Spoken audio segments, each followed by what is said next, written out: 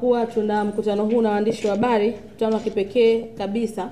Nafikiri kwa mara ya kwanza mtapata kuwasikia viongozi wetu wakubwa wawili wa chama wakiongea na nyinyi waandishi wa habari, lakini kupitia nyinyi wa Tanzania wengi watasikia leo ACT Wazalendo inaenda kuongea nini.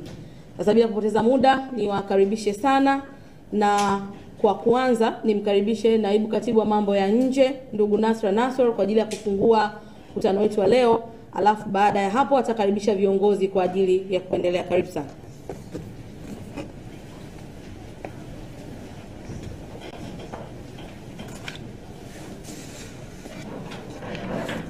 Habari za asubuhi mabibi na mabwana, waandishi wa habari na viongozi. Leo tunakutana ya kutoa taarifa muhimu kuhusiana na safari yetu ya Angola. Na kwa sababu ya umuhimu wake tumeona ni bora kuonana na waandishi wa habari. Mimi mmoja kati ya delegation ya safari hii ya Angola ambayo ilihusia masuala mazima ya demokrasia na diplomasia ya Afrika, ambayo ilisimamiwa na taasisi ya Benthras Foundation katika platform yao inayoitwa Platform for Africa Democrats. Pamoja na viongozi wote ambao tulionana, lakini sisi delegation yetu ya Tanzania tulitoka hapa wana ACT Wazalendo tukiongozwa na kiongozi wa chama Madam Dorothy Semu na mwenyekiti wa chama Mr. Othman Masoud Othman, nikiwa na mimi naibu katibu wa mambo ya nje pamoja na katibu wa haki za binadamu.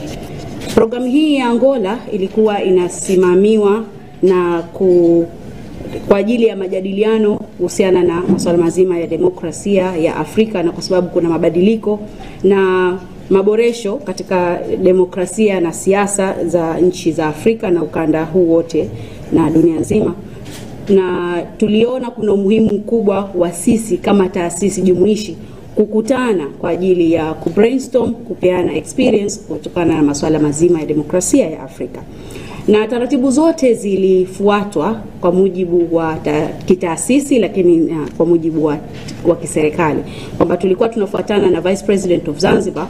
Kwa hiyo taasisi za kiserikali zilifuatwa kwa ajili ya kupewa maelekezo yote kuhusiana na safari itakuwa vipi, masuala ya protocol na vitu kama hivyo. Ni bahati mbaya kidogo kuona kwamba tulikuwa na viongozi mahiri katika safari yetu, lakini kilichotokezea ni kwamba viongozi hawa kama vile Vice President of Zanzibar Mr. Othman Masoud Othman, we had a former President of Botswana Bwana Ian Khana, pamoja na Roman Kingsbar ambaye ni balozi wa Austria, Tendai Biti ambaye pia ni former Minister wa Finance kule Zimbabwe, na Bwana Edwin Sifuna ambaye ni Senator wa Kenya. Wote hawa tulikutana na maswahibu ya kupewa kizuizi wakati tunaingia nchini Angola. Wakati tunaingia nchini Angola, vitu kadhaa vilitokea ambavyo viliashiria kwamba kuna breach ya diplomasia ya Afrika.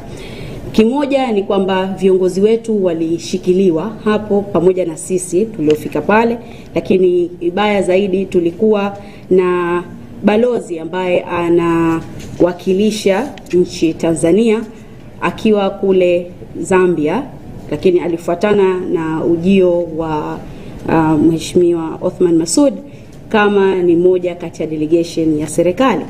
Lakini kwa bahati mbaya zaidi pia ni moja kati ya watu ambao pasipoti yake iliporwa au walipokonywa pasipoti yake. Pamoja na hayo, kulikuwa kuna zaidi ya masaa 8 ambayo Vice President of Zanzibar naye alijikuta katika kadhia hiyo, ambayo alisimamishwa kwa muda huo kabla ya kupewa pasipoti yake, ambayo kiuhalisia na kidiplomasia hili swala halikuwa sahihi. Na baada ya hapo masuala mengi yalitokea, lakini mimi natoa tu ufafanuzi mdogo ambao ndugu KC atakuja kutupa habari yote ambayo ilitokea. Kwa hayo machache naomba nimkaribishe ndugu KC, kiongozi wa chama, ili atupe mtiririko mzima wa nini kilitokea na vitu gani ambavyo tunapaswa kuelewa kama Watanzania. Asante.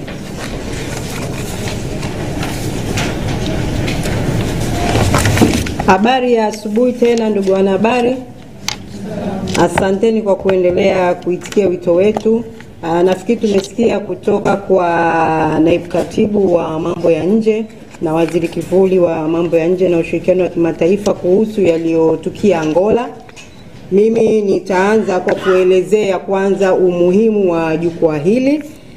Jukwaa hili linaitwa PAD, ambao ni jukwaa la wanademokrasia wa Afrika, na lilianzisha mwaka 2023.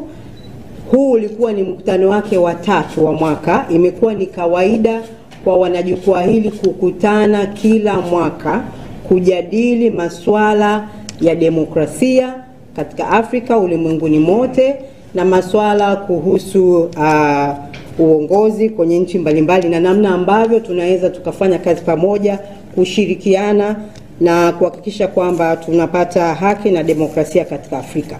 Kwa hiyo mwaka 2023 jukwaa hili wanajukwaa walikutana nchini Poland. 2024 tulikutana Cape Town, Afrika Kusini, na 2025 kwa kutambua umuhimu wa demokrasia Afrika, kwa kutambua nafasi ambayo Angola ilikuwa inaenda kushikilia kama viongozi wa Umoja wa Afrika. Jukwaa hili lilichagua mahususi kuendelea na kikao chake nchini Angola kwenye mji wa Benguela. Na nchi ambazo zimekuwa zikishiriki na ni washirika wa jukwaa hili ni pamoja na South Africa, Namibia, Msumbiji, Angola wenyewe, Uganda, Kenya, Lesotho, Swaziland, Sudani ya Kusini, Tanzania, Uganda na Ethiopia, na Sudan ile ambayo Sudan. Sasa mwaka huu ulikuwa ni mwaka mwingine tena kwa wanasiasa kutoka Afrika, wanademokrasia kutoka duniani na sehemu nyingine zote. Kulikuwa kuna rais mstaafu wa Colombia, kulikuwa kuna rais mstaafu Ian Khama na wanaharakati wengine pamoja na viongozi wengine wa vyama vya siasa na viongozi kutoka serikalini washirikiane tena kukutana Benguela, Angola, na kuendelea na mjadala wa kesho ya Afrika kwenye masuala ya kidemokrasia. Kwa hiyo mtatambua kwamba hili ni jukwaa muhimu, tunalihitaji kama wanasiasa wa Afrika, kama wanaharakati wa Afrika na watu tunaoitakia kesho njema kwa Afrika ili iweze kuwa na demokrasia bora na inayojibu haja za watu wake kuhusu maendeleo na usimamizi wa mataifa yetu. Sasa sisi tumeelezea mara kadhaa na tumetoa statement kadhaa kama taasisi. Tunaelekea sasa kwenye wito. Sisi tunatoa wito gani kama ACT Wazalendo kutokana na kadhia hii ambayo mmesikia na ambayo tumeendelea kuifafanua, na baadaye tutampatia nafasi mwenyekiti wa chama aseme kwa upande wake. Kwanza, baada ya matukio haya yote kuanzia tarehe 13 mpaka leo tunapofanya press conference tarehe 16, hatujasikia chochote kutoka kwa serikali ya Jamhuri ya Muungano wa Tanzania, kutoka kwa Wizara ya Mambo ya Nje kwamba ni nini hasa kilitokea mpaka viongozi kutoka Tanzania wenye mamlaka makubwa katika nchi wamezuia kuingia Angola. Kwa hiyo tunaitaka serikali itoke hadharani na itoe kauli kuhusiana na tukio hili. Lakini pili, tunaitaka serikali imuite balozi wa Angola nchini Tanzania ili ajieleze kuhusiana na kadhia hii iliyotokea. Wito wetu wa tatu, mmenisikia nimeeleza kwamba Angola sasa ndio wenyekiti walipewa wenyekiti wa Jumuiya ya Afrika AU. Na tunajua kazi hii ni ya kusimamia mambo yote yanayoendelea katika Afrika ikiwemo demokrasia, maendeleo ya watu wa Afrika, na tunafahamu kwamba Umoja wa Afrika umesema kwamba mwaka huu kauli mbiu yao ni mwaka wa kutafuta haki kwa Waafrika na watu wenye asili ya Afrika kupitia fidia. Tuna mashaka kama rais huyu wa Angola ambaye matukio haya yametokea nchini kwake anaweza kuendelea kuwa msimamizi mzuri wa ajenda hii kwa Umoja wa Afrika, kama ajenda ya kusimamia demokrasia katika nchi yake, kuheshimu viongozi kutoka nchi mbalimbali, kuhakikisha kwamba wangepata fursa nzuri ya kukaa chini kujadili masuala ya demokrasia. Imeshindikana katika nchi yake, itawezekanaje yeye kuongoza na kusimamia ajenda hii kwenye mataifa yote ya Afrika? Kwa hiyo tunawaomba sana viongozi wa Umoja wa Afrika watafakari nafasi hii adhimu na ya heshima kubwa sana waliompa rais wa Angola kama mwenyekiti wa Afrika, kwamba hatoweza kuimudu nafasi hii. Ni swala la kutafakari, na waone kwamba nafasi hii ipatiwe viongozi ambao wao wenyewe wanaonesha mfano wa kusimamia ajenda ya demokrasia katika nchi zao, kabla ya kutwikwa mzigo wenye majukumu makubwa wa kusimamia ajenda ya demokrasia katika Afrika. Asante. Baada ya kusema hayo machache, naomba sasa nimkaribishe mwenyekiti kwa namna ya kipekee aendelee kuzungumzia kuhusu swala hili. Karibu mwenyekiti wa chama. Asante.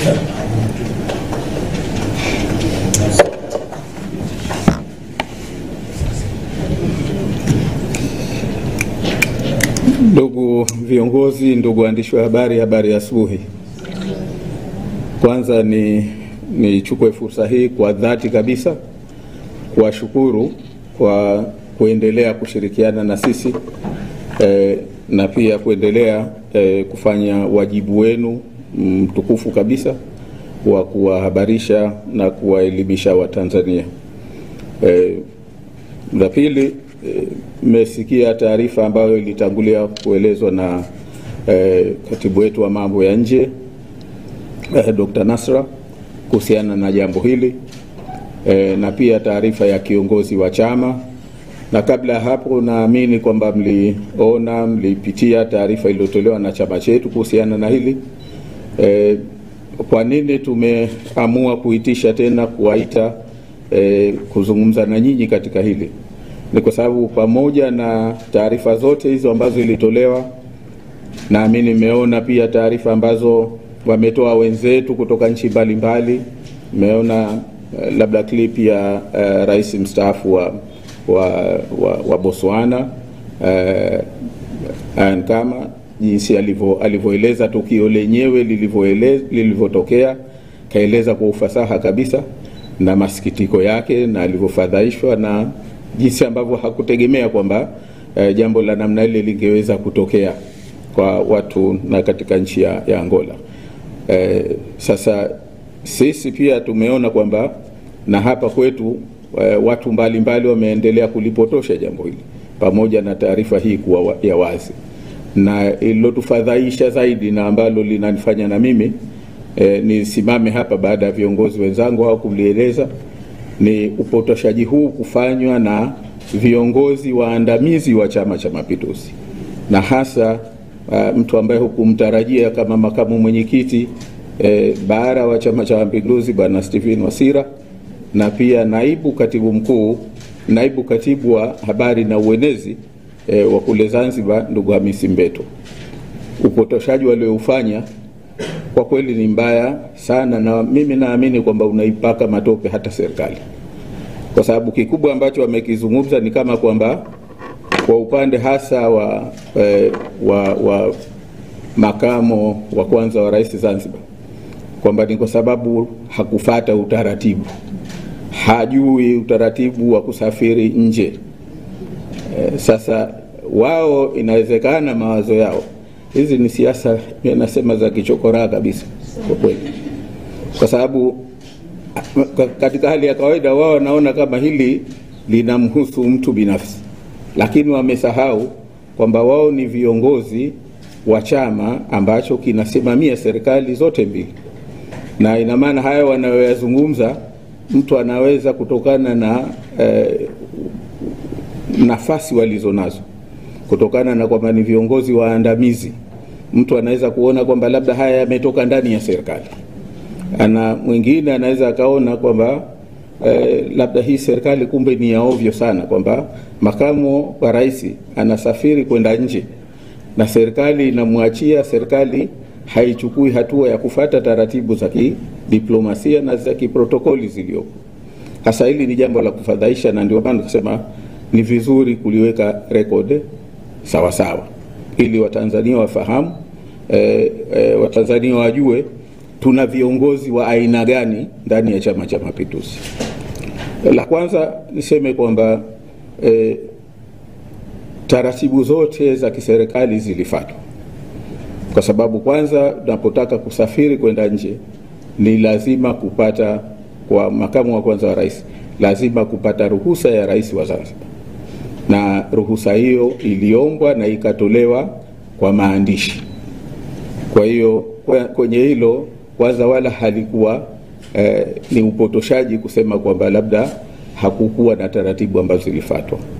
Lakini jambo la pili, kwa kawaida viongozi wa serikali, viongozi wakuu wa serikali wanaposafiri nje, idara ya mambo ya nje au wizara ya mambo ya nje pamoja na idara yetu ya usalama wa taifa wanatuma watangulizi kwenda katika nchi ambayo kiongozi anakwenda, na hilo lilifanyika.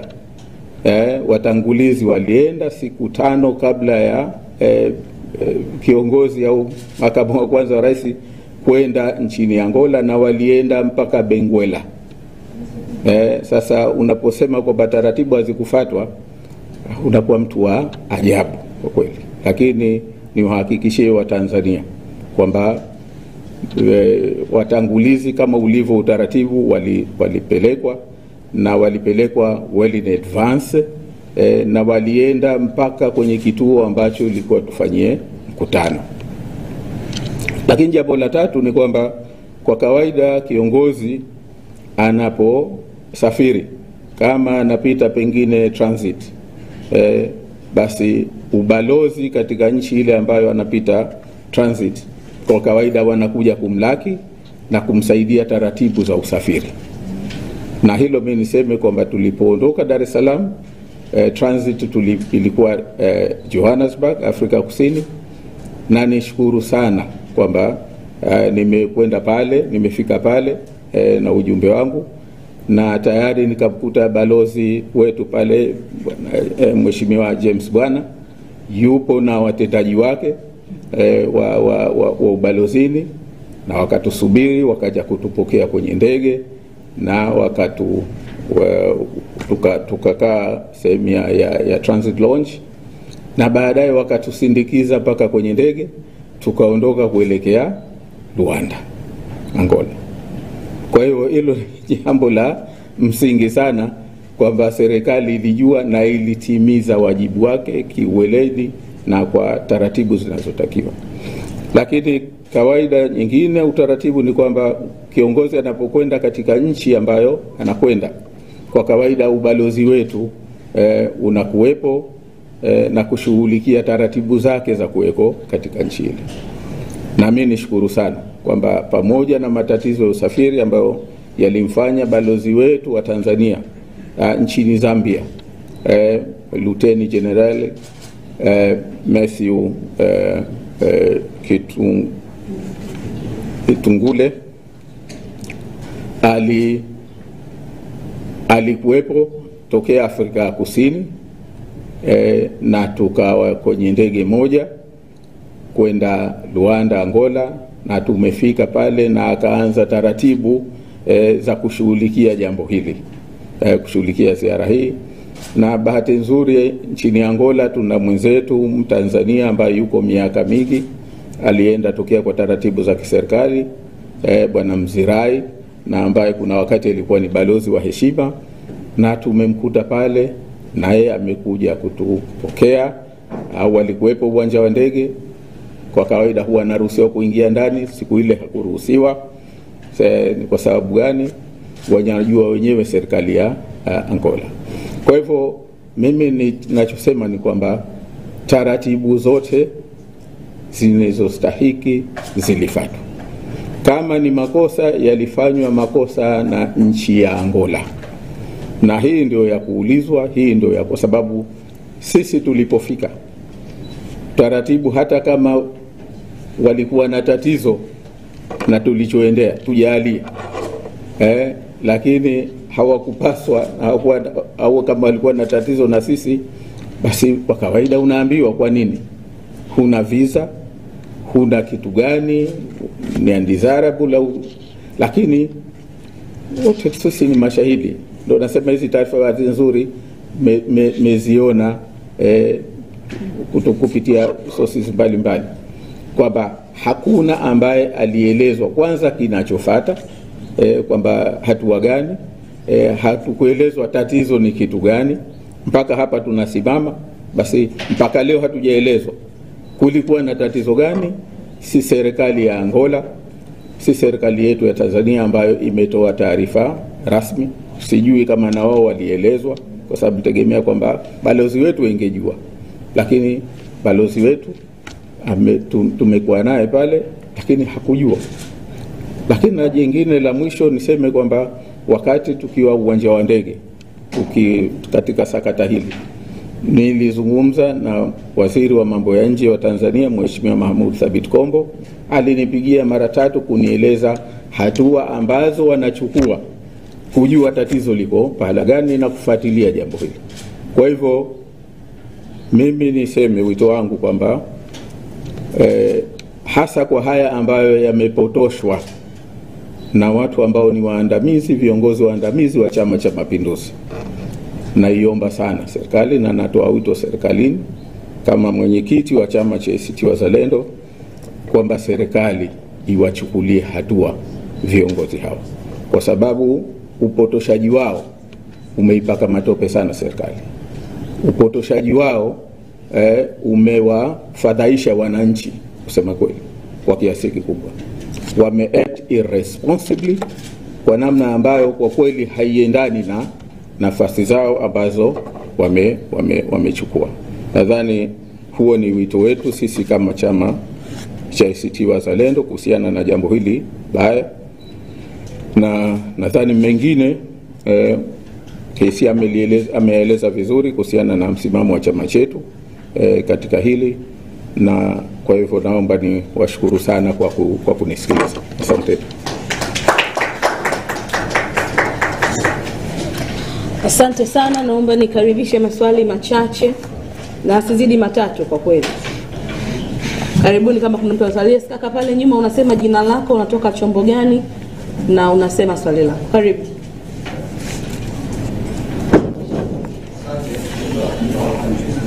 Sauti.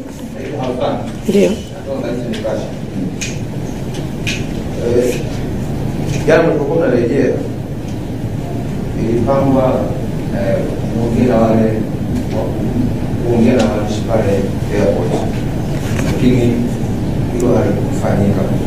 Tunafahamu ndio kwenu mtakatoa taarifa hizo pale. Je, kwa kuongea na waandishi wa habari jana pale wa ndege kwa sababu ya serikali kuchukua zuio kwenu Angola usitosahau? Asante. Swali la pili. Karibu. Naitwa Fadhili, natoka Jambo TV. Swali langu kwa Mheshimiwa Mwenyekiti, je, kuzuiwa kwenu Angola na viongozi wengine mnalihusisha na siasa za Tanzania kwenda huko, au ni masuala mengine ya huko pekee, yanahusiana lolote lile na siasa za Tanzania? Asante. Swali lingine. Nafikiri yameisha. Karibu. Naitwa Juma Ishaka, ni mwandishi wa gazeti la Mwananchi. Nilikuwa natamani kujua, mwenyekiti amesema siku ya kwanza akiwa kule baada ya hizo changamoto alipigiwa mara kadhaa na waziri wa mambo ya nje kwa ajili ya kuelezwa taratibu zinazofanyika na serikali ya Tanzania kujua sababu. Na wewe ni makamu wa kwanza wa rais, najua viongozi wa serikali mna namna zenu za kuwasiliana. Sofa hamkuwasiliana tena kujua hatua zilizofikiwa na pengine sababu, lakini KC amezungumza pengine Angola Rais wa Angola anaonyesha kutotosha kwenye nafasi aliyonayo kwa maana ya Afrika. Mnadhani nani sasa anatosha? Asante. Nafikiri maswali yamekwisha. Nikaribishe mwenyekiti kwa ajili ya kujibu, alafu nitakaribisha KC kumaliza.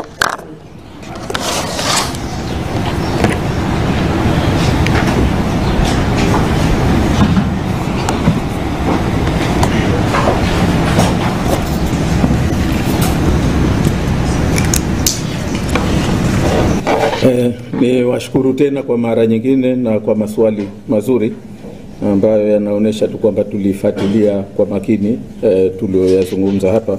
Nianze na wana Halfani kuhusiana na jana nia yetu ya kuzungumza na waandishi wa habari pale, lakini bahati mbaya haikutokea, na swali kwamba je, tunadhani labda serikali ilizuia ili ukweli uliotokea Angola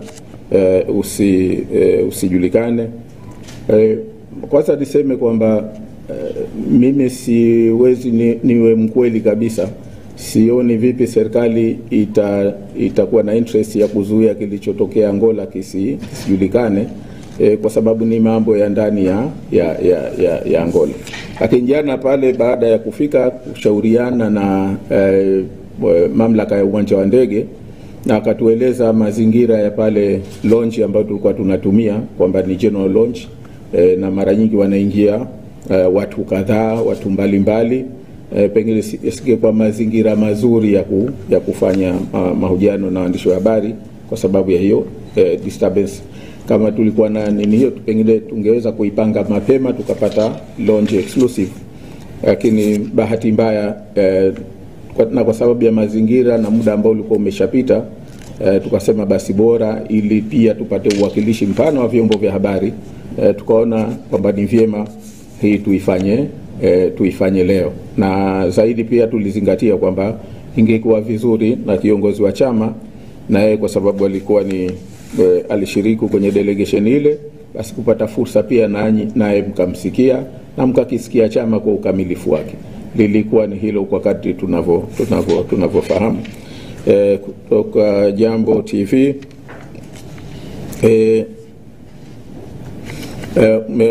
kwamba je, lilikuwa nadhani kwamba ni siasa za Tanzania ambazo zilipelekwa Angola au ni siasa za wenyewe watu wa Angola.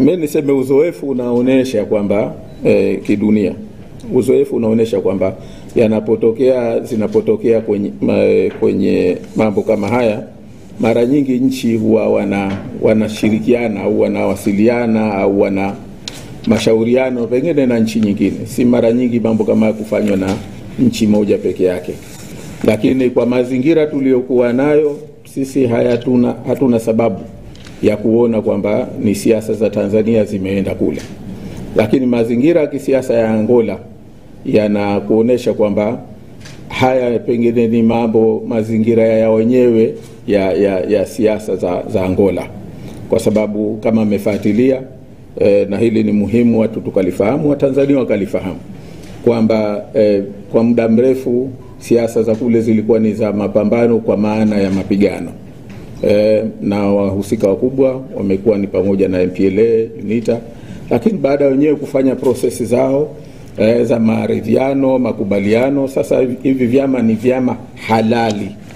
Ni vyama halali kabisa vya kisiasa, vinafanya shughuli zake kwa uhalali, na vimeshindana uchaguzi wa 2022, vimeshindana, na tumeona kama tunafuatilia kwamba UNITA wana viti 90 ndani ya bunge la Angola kati ya viti 220,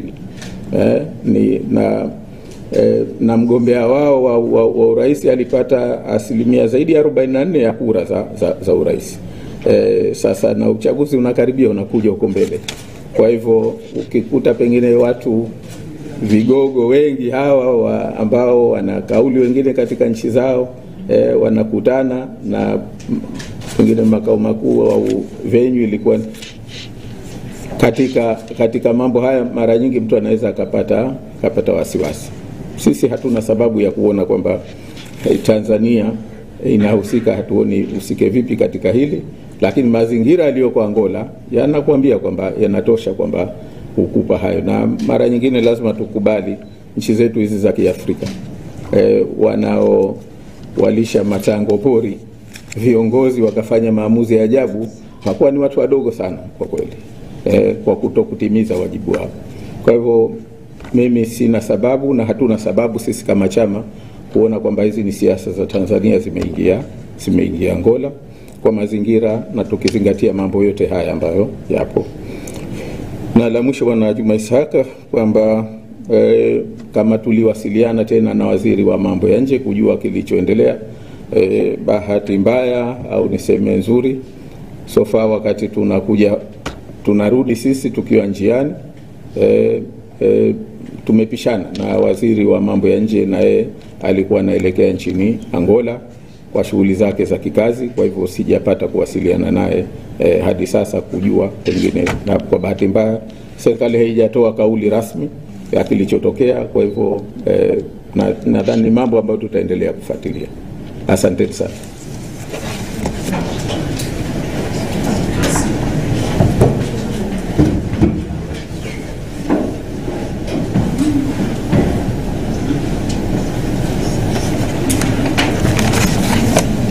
Asante kwa maswali mazuri. Swali nilouliza mimi ni kuhusu kutotosha kwa kiongozi ambaye ameteuliwa kuongoza AU. Nafahamu kwamba imekuwa ni kawaida kwa Umoja wa Afrika kuonekana kama ni club ya madikteta wanaolindana, na Afrika ni bara ambalo limejaliwa kuwa na vijana wengi chini ya miaka 35 ambao wengi wanatamani waone umoja huu ukifanya kazi yake. Na kama unapewa jukumu la kuongoza umoja huu ambao wamekuwa wakipewa uongozi kwa mzunguko, ni lazima sasa Afrika ione umuhimu kwamba yoyote anayepewa mamlaka ya kuongoza jumuiya hii, kigezo cha kuwa na demokrasia na kusimamia utawala bora katika nchi zao pia ni muhimu. Huwezi kwenda kusimamia nchi ya 53 wakati kwako umeshindwa kusimamia kuonesha utawala bora kwenye nchi yako unayoiongoza. Kwa hiyo mimi kwa vile naona hili ni swala ambalo linaenda kwa mzunguko, tumewaomba viongozi wa Umoja wa Afrika, marais wa Afrika wajitafakari na waone nafasi hii kama huyo aliyoko sasa anatosha, kwa vile tu tumeona jinsi ambavyo ameshindwa kusimamia swala dogo kama hili la kuhakikisha kwamba demokrasia na utawala bora unashamiri ndani ya nchi yake, na waone kama nafasi hii itamtosha. Na sisi kwa hapa kwa haraka tunaona hatoshi. Kwa hiyo kwa vile ni ya mzunguko, waende kwa mzunguko wa nchi nyingine ambao unaweza kutosha kwenye nafasi hii na kusimamia kwa dhati kuanzia kwenye nchi zao wanazoziongoza. Asante.